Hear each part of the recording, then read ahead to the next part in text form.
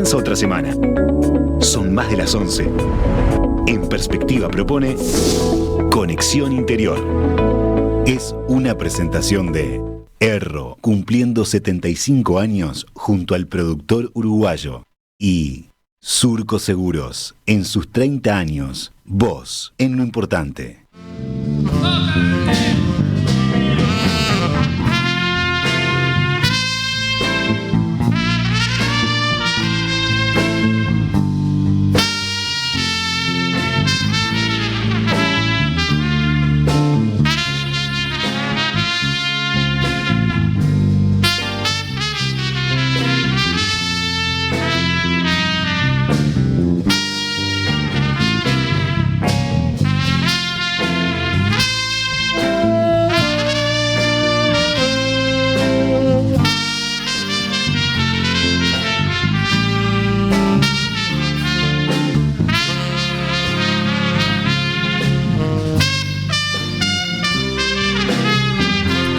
Les hablé de hacer ruta.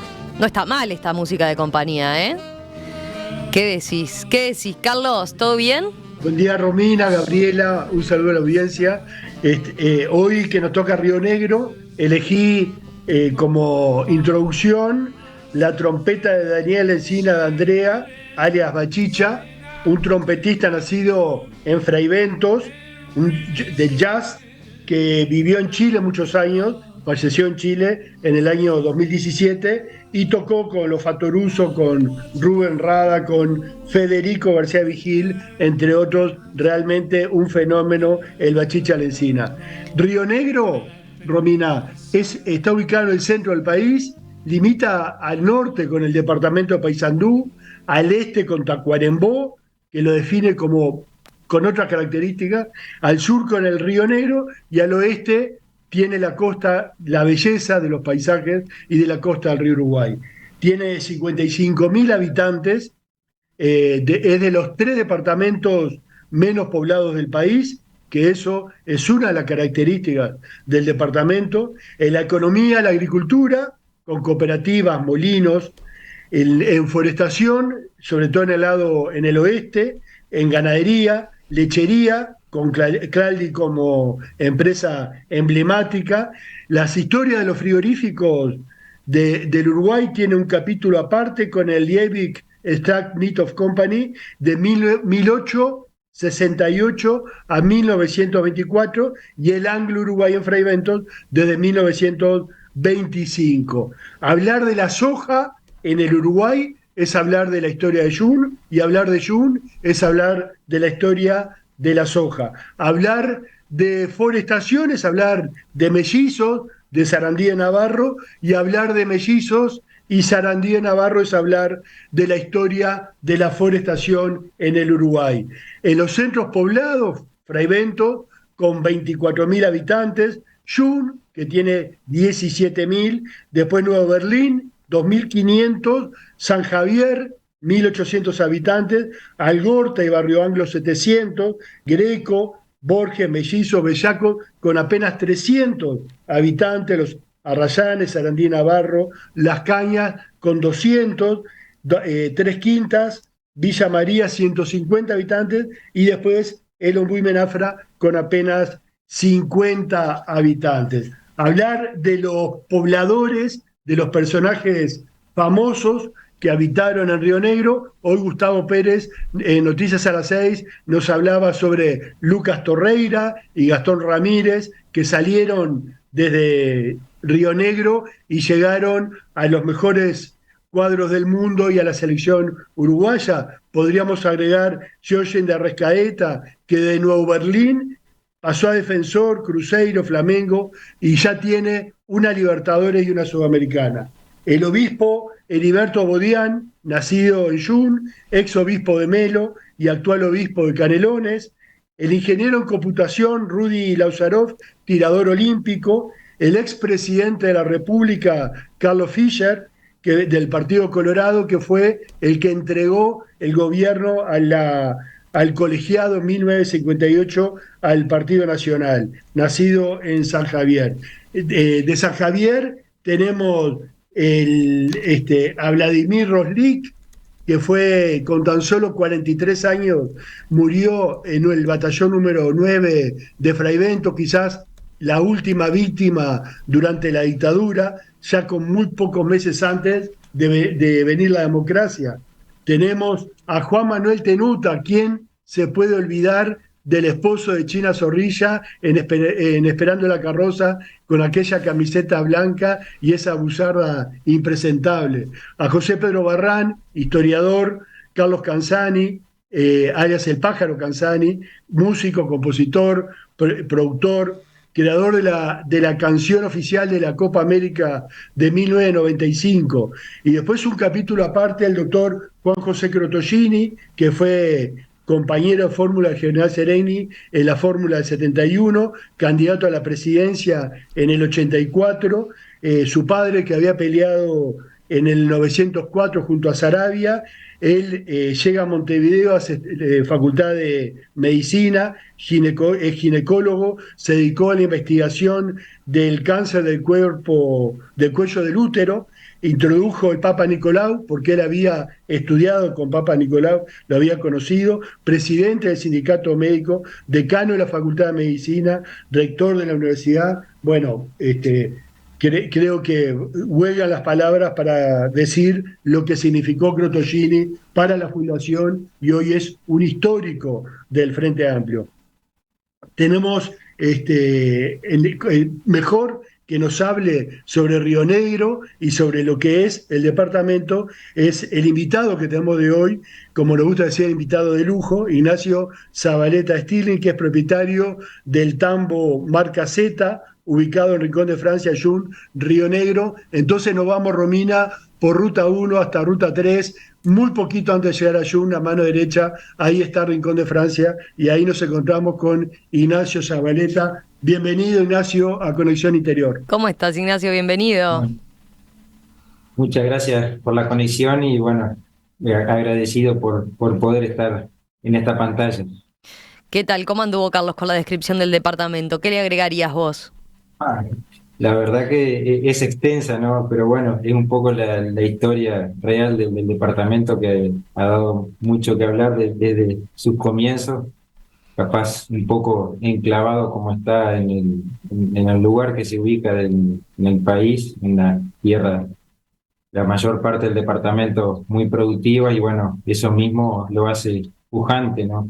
Y sin duda que los dos hitos más grandes, el frigorífico Anglo, como dijo Carlos, y después Botnia, hoy UPM, como que dan a nivel de todo el país, mueven mucho, ¿no? Y bueno, y después un departamento netamente ganadero, agrícola, lechero, forestal, en realidad tiene de todo. Te iba a preguntar, a ver si vamos haciendo zoom. ¿Cómo se dice? Sí. ¿Jun, John o Yang? Y normalmente decimos Jung. algunos dicen Yang, pero ya son muy pocos, eso los más tradicionales. Yo tenía empleados que decían John. Algunos sí dicen John también, pero no, la mayoría dice Jung nomás. ¿A qué se debe el nombre de Jung o de Yang? Y es por uno de los primeros pobladores que vinieron acá, que eran de apellido Jung, y bueno, se radicaron en esta zona, ahí en la vuelta de Jung, donde estaba la vía, y bueno, de ahí quedó el nombre, pero era por el apellido de uno de los inmigrantes. Que era Yang. Yang. Ese era Yang, realmente. Ignacio, si vamos haciendo suma ahí en el departamento, Carlos describía dónde estás vos, ¿no? En Rincón de Francia, allí a 17 kilómetros de Jung, más o menos. Sí, es así, al sur de Jung, estamos contra el arroyo Don Esteban, hay un balneario, Paso de las Piedras, que queda acá pegado al campo que tengo yo ahora actualmente. Contanos un poco de la historia de Rincón de Francia. Bueno, la verdad que se remonta, ahora estaba escuchándolo a Carlos, casualmente el mismo año el frigorífico Anglo, en 1868, se funda, se hace la estancia Rincón de Francia, tal cual está ahora, y bueno, desde ahí fue por inmigrantes escoceses, el primero fue Alejandro Stirling, y bueno, de ahí han seguido las sucesivas generaciones. Hoy yo soy la séptima generación. Yo soy Zabaleta Stirling, pero siempre ha habido algún Stirling acá en la estancia, que eso es una característica que no es muy común, estancias antiguas y que siempre han estado habitadas por los propietarios. Y bueno, en este momento nos toca a nosotros compartir con algunos de los hermanos que estamos acá en el establecimiento, y con papá y mamá, que están viviendo en el casco principal, pero ya están un poco retirados de la vida diaria y rutinaria, productiva, llamémosle así. Según tengo entendido, el primero que vino, que primero llegó a Brasil, era un ebanista y que hizo las puertas de la Catedral de Buenos Aires. Ahí está, sí, es cierto. Y después cayó en Uruguay, estamos hablando de 1820, ¿no? Ujú. Y se comió el final de la guerra artiguista y el comienzo de la guerra grande. O sea que ahí está, ahí arranca la historia de la familia en Río Negro. Sí, creo que empezó. No deben haber sido épocas fáciles, deben haber sido épocas muy difíciles. Creo que empezó en Bichadero, se radicaron en la zona de Bichadero y después ya se vinieron más para este lado. Ahí en detalles Pino no lo tengo, pero sí, es así como tú decís. Y decías ahora séptima generación, 7 generaciones han pasado desde esos comienzos que recuerda Carlos. Sí, tal cual. Y ya son un lote de años. En Erro, brindamos soluciones, tecnología e innovación para toda la cadena productiva. Somos una empresa pujante que trabajamos arduamente en la alianza con las marcas líderes en el mundo para satisfacer las demandas del mercado actual. Erro, una empresa 100% familiar, cumpliendo 75 años junto al productor uruguayo. ¿Qué es un seguro? Es para tus cosas. Si les pasa algo, te pagan. ¿Quién te paga? Surco Seguros. ¿Y qué cosas? La casa, el auto. ¿Quién más asegura en Surco? Los vecinos, sus cultivos del campo. ¿Y vos, Agüe? Seguro de vida desde mucho antes que vos nacieras. Se siguen sumando generaciones que confían. Cumplimos 30 años cumpliendo. Surco Seguros, vos en lo importante. Carlos, ¿qué ibas a agregar o a preguntarle a Ignacio? Nacho, quería saber un poquito el comienzo de Rincón de Francia, cómo fue y a qué se dedicaba y cómo llegan a estos días. Bueno, el comienzo fue ahí cuando vino Alejandro Stirling, como dijiste tú, ahí en la zona de Bichadero, después se radican en esta zona de acá. Al principio ya empezaron antes de fundarse Rincón de Francia con los planteles Hereford, que era lo primero que empezaron a criar, y a partir de 1930 ya introdujeron el Pole Hereford. Después como raza... Explicarle para alguien que no esté muy vinculado al tema ganadero, ¿cuál es la diferencia que tú dijiste Hereford con Pole Hereford? El astado con el mocho. El Hereford es el astado, el que tiene guampa, y el mocho es el que no tiene guampa, que es el Pole Hereford. El más tradicional, el más antiguo es el Hereford con guampas, que viene de antiguamente del ganado más tipo criollo, llamarle así. Después, bueno, es otra raza, pero es el más tradicional, es el astado, que ya hoy en día ha cambiado mucho por el manejo. El hecho de no tener guampa facilita mucho el manejo y ahora está más desperdigado, llamémosle así, el mocho a nivel de otras razas también. Pero hay gente que cría astado y no deja de criar astado, ¿no?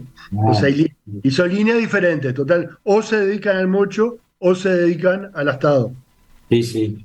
Yo me acuerdo cuando estaban acá, bueno, ya de mi bisabuelo Julio Stirling y mi abuelo Eduardo, casi siempre el astado le ganaba al mocho en los kilos, siempre algunos kilos más, por más que uno lo veía, y la única diferencia que tenían era con guampas o sin guampas, pero bueno, sería porque ya venían con más genética de antes, pero casi siempre eran bichos más pesados en los remates, y bueno, pero ya te digo, después la gente por el manejo se fue cambiando más al pole mayoritariamente. Ahí en los Después, orígenes. Cuando aparecen los lanares.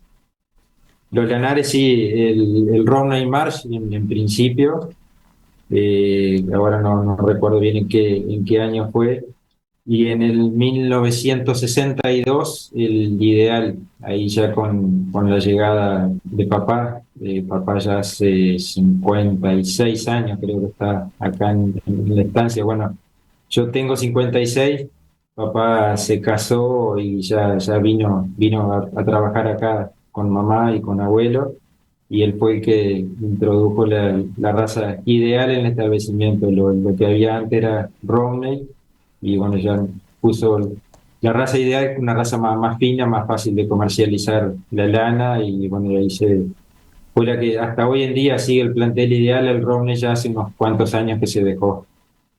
Lo que hoy se sigue discutiendo, hoy de mañana en un WhatsApp de agrónomos justamente discutíamos sobre razas de lana gruesa y lana fina. Tu padre hace 50 años ya lo tenía resuelto y hoy seguimos discutiendo que ovejas que no sean de lana fina hoy es totalmente inviable, ¿no? Pero hay gente, como lo mismo que hablamos del astado, hay gente que sigue aferrada a las razas de lana gruesa, aunque no den plata, siguen aferradas. Pero lo increíble de Oscar Zabaleta es que lo visualizó 50 años antes o 40 años antes, ¿no?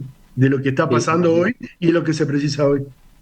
No es porque casualidad. tuvo una visión ahí en ese sentido, sí, porque es como decís tú, somos tomadores de precios a nivel internacional de casi todo lo que producimos, y bueno, hoy el mercado para el corre, por ejemplo, que es la raza mayoritaria, está muy complicada la comercialización de lana, si bien tiene carne también, pero la lana es algo importante y hoy ya están realmente complicados para comercializar, y son esas cosas, así que acá optó, la vio venir de antemano en ese sentido. Perfecto. ¿Cuándo llega la lechería a Rincón de Francia? Bueno, la lechería también la introdujo papá en el año 1979, comprando unas vacas en principio de Alberto Martínez Aedo, que era un tambo ya muy conocido cerca de Paysandú, y se trajeron en principio para ordeñar a mano, para el consumo del establecimiento. Después fue creciendo el rodeo naturalmente, ya se puso ordeñadora a tarro, y bueno, y se sacaban, eso yo todavía me acuerdo, había un carro que todavía lo tenemos tipo reliquia, un carro de 4 ruedas que se sacaba con un caballo modelo Percherón. Acá el tambo estaba en la estancia mismo, en un galponcito de chapa, a 700 metros de la ruta. Ahí se sacaba los tarros de leche, que eran 30, 40, de lo que entraban, me acuerdo, hasta ir el carro lleno, y ahí lo levantaba un camión que venía de la colonia Lombú, que son donde se radicaron los alemanes, los propietarios de Claldy, y ahí los levantaba el camión para llevarlo a Jun, a la planta de Claldy. La verdad que ¿Cómo es la historia de Claldi, Nacho, brevemente, para que la gente sepa? La colonia Lombú, una colonia de alemanes, menonitas, en sí. lo cual se instalan en el sur, en la colonia Delta, y en el Ombú, en Jun, muy cerquita de Rincón de Francia, en los fondos de Rincón de Francia, y de ahí fundan lo que es Claldi, ¿no? Sí, tal cual. Y también está la colonia Gartental, que es en la San Javier, que también ahí hay alemanes, también hay productores lecheros, pero básicamente son de estas dos colonias, de la colonia Lombú y la colonia Gartental, y después productores criollos, como le llaman ellos, que son los de la vuelta.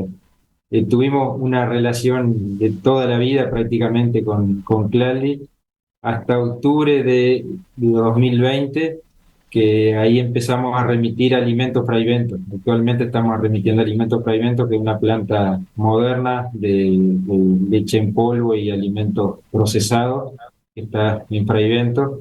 Y bueno, por condiciones de negocio puramente, fue una decisión difícil, porque justamente toda la vida remitiendo a Claldi a nivel de la familia, pero bueno, ahí yo ya estaba haciéndome cargo del tambo y había una diferencia económica, y bueno, yo empecé el tambo con hasta ahora con deuda a pagar en litros de leche, eso es lo bueno que es en producción, pero estoy pagando a papá y mamá la provisión a través de la leche, de las vacas que tuve, de las instalaciones, de la maquinaria y bueno, las reservas que había en ese momento. A partir del 1 de julio del 2021 es que empecé con Marca Z SRL, que es el nombre del tambo, que es propiedad mía. Porque, bueno, me adelanto un poco.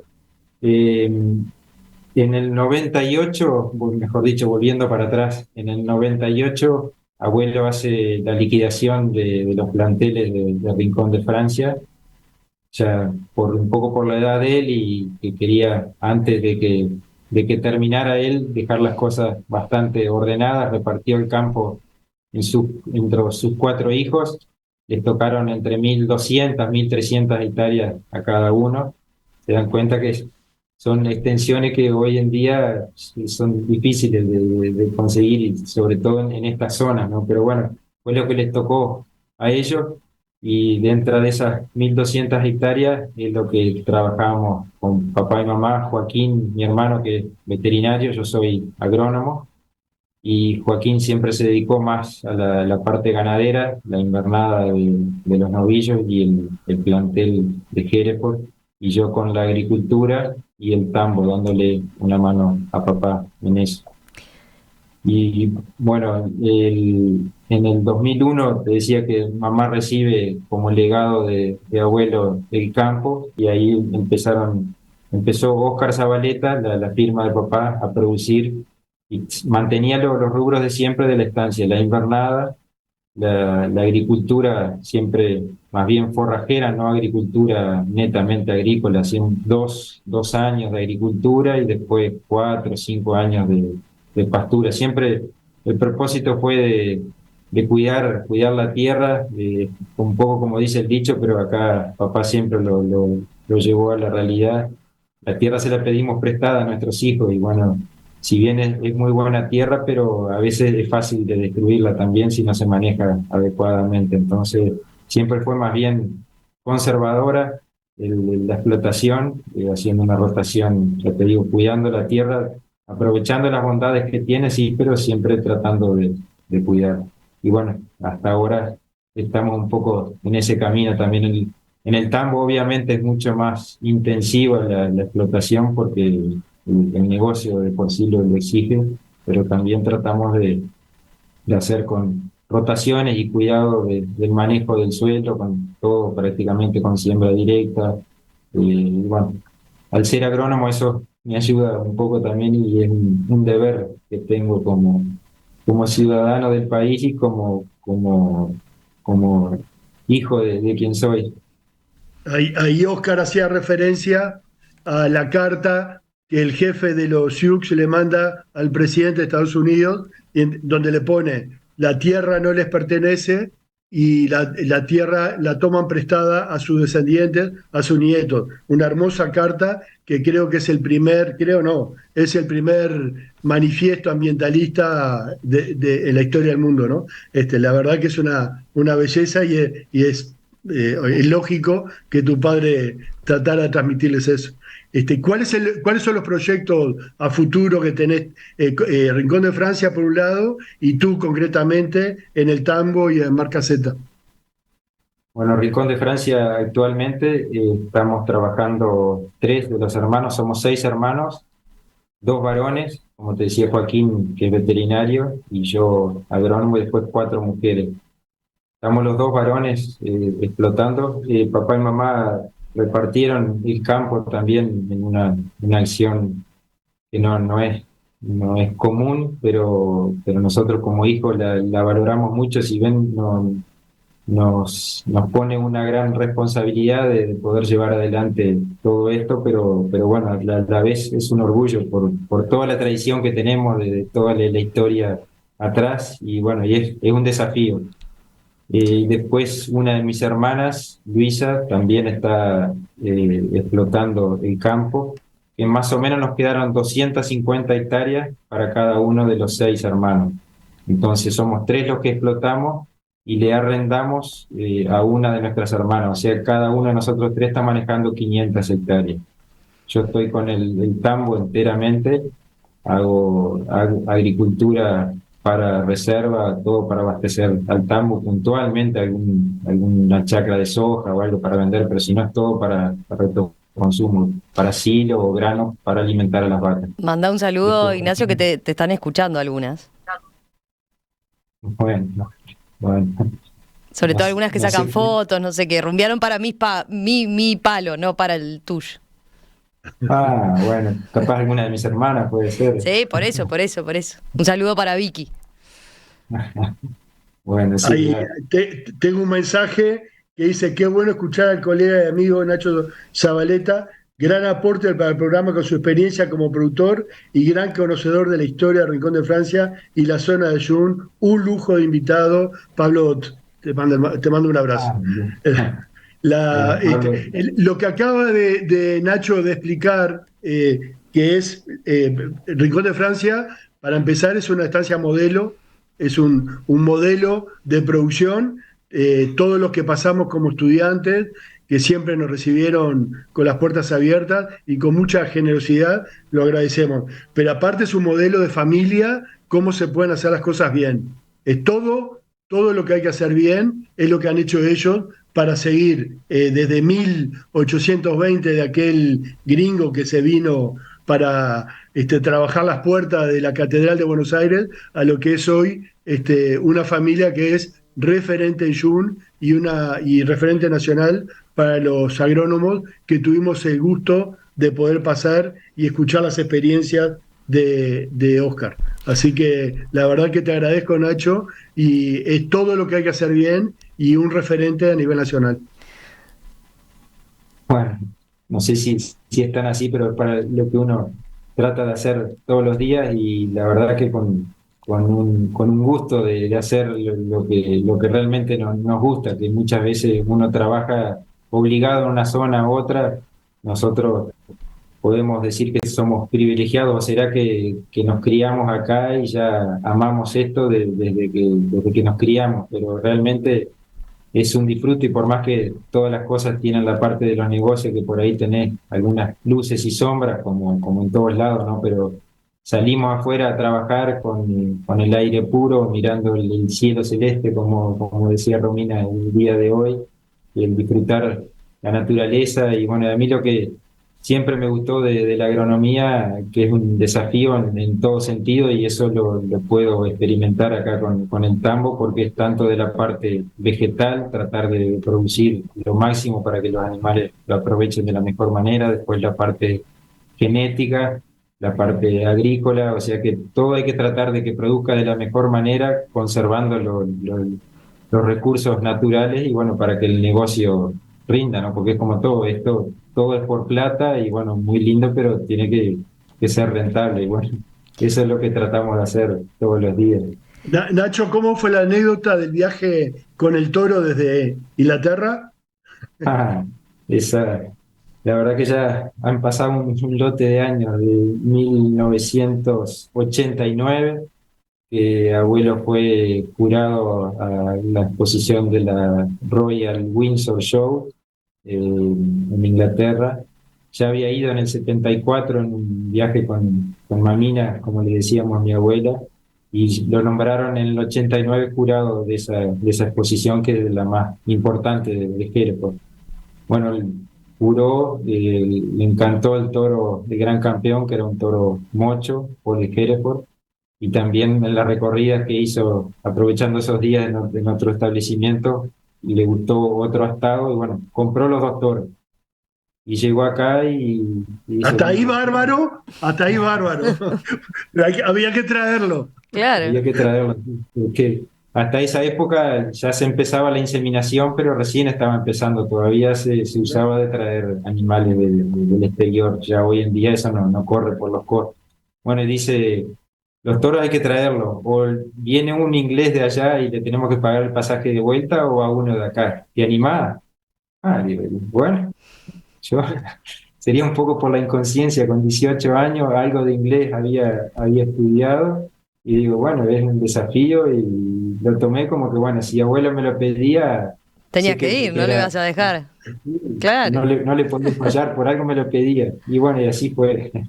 Me embarqué a través de la firma Poretti y compañía, que fue la que hizo la importación, y llegué al aeropuerto de Heathrow y dice, allá va a haber una señora con un cartel con tu nombre. Ay, tal cual, allá la encontré a la señora con mi nombre y con el inglés que yo tenía me traté de hacer entender y bueno, la verdad que fue una experiencia desde el llegar al aeropuerto, bueno, después ya tenían los toros, los dos toros prontos en un box, eh, y se embosalaron y quedaron ahí en un box abierto. Y ahí, bueno, los embarcamos en el aeropuerto de Heathrow hasta Alemania, Frankfurt, en un avión carguero. Esa fue la primera escala corta, digamos. Me acuerdo que salí un día de mañana, llegamos al rato a Alemania y en la tardecita me tocaba el embarque hacia Montevideo en un avión de línea normal. Bueno, ahí pasé al lado de los toros, me acuerdo, sentado porque no quería ni salir para no descuidarlo, aparte no tenía mucho tiempo tampoco. Veía llegar los aviones con muchas flores, eso es lo que me recuerdo desde aquel momento, flores de Colombia que se distribuían en Europa. Y yo estaba con una revista del gráfico, que creo que no sé si sigue saliendo, pero en aquella época siempre me gustó el deporte y me entretenía leyendo la revista mientras cuidaba los toros. Bueno, en la tardecita nos embarcamos en el avión de línea de Lufthansa, rumbo a Montevideo, y un avión normal de línea, ¿no? Con pasajeros, y los toros estaban en el box ese, en el fondo, junto a las valijas. Yo tenía un permiso especial de la azafata para ir a verlo. Y bueno, ellas se asombraban porque no era para nada común que vinieran dos animales entre las valijas. Y me acuerdo que una Podrían señora venir estaba... perritos, gatos. Semejante animal, además. A un canil, pero dos toros. Y uno con guampas todavía. Y una señora que estaba sentada al lado mío en el asiento, veía que yo me levantaba cada media hora por ahí, y dice, ¿por qué te levantás tanto? Digo, tengo que ir a revisar dos toros que traigo. Dos toros, dice, ¿qué es eso? ¿Son como vacas masculinas? Sí, le digo, algo parecido, ya vi que no entendía mucho y no valía la pena para explicarle. Pero bueno, quedó como anécdota. Y después, al llegar acá al aeropuerto, también eran otras épocas. Me acuerdo que habían ido abuelo y papá en el camión de la estancia y entraron directo a la pista. Estaba Joaquín, mi hermano muy chico también, que entró. Y bueno, y ahí recuerdo como si fuera hoy el cargar el box en el camión y después de ahí al cuarentenario. Pero la verdad que son de las anécdotas que te quedan porque ya hoy en día no existe. Y bueno, de rato me pregunto ¿y cómo me animé para hacerlo? Porque la verdad que en su momento... Pero bueno, son de esas cosas Hoy en día mandás un mail a la compañía en Inglaterra que le saquen semen al toro, lo congelan, lo mandan en un termo congelado, Claro. que ocupa 30 centímetros por 50 centímetros, lo vas al aeropuerto, lo levantás y el otro día estás inseminando la vaca, ¿no? Sí, tal cual, tal cual. Pero ahí no hubieras ido a Inglaterra como fuiste. No, tal cual. Ignacio. Son de los avances que se han dado en muchas cosas, en poco, digo, ya son hace 30 años, ¿no? Pero la verdad que ha habido mucho avance en todo sentido y me tocó vivir esas cosas. Ignacio Zabaleta Stilling, gracias, gracias Ignacio por permitirnos ahí entrar un ratito en lo que es la tradición de tu familia, en lo que trabajan y muchos saludos eso de todos. Tengo varios acá de vecinos incluso, por ejemplo de Diego también, y destacando eso también, lo que son como familia. Un abrazo y estamos en contacto. Bueno, muchas gracias. Agradecer a los que han mandado mensajes. También Diego, un vecino de acá en la zona, que íbamos juntos en el ómnibus de los alemanes, justamente concurríamos al liceo juntos. Y bueno, son de esas cosas que te quedan de la niñez.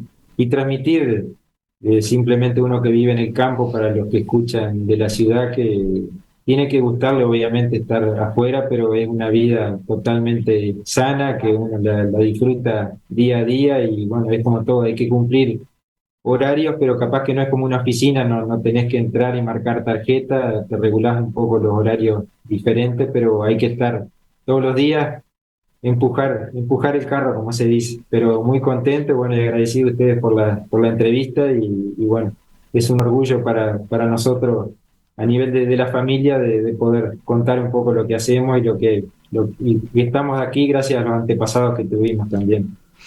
Gracias, un abrazo. Carlos, un abrazo, nos reencontramos dentro de 15 días.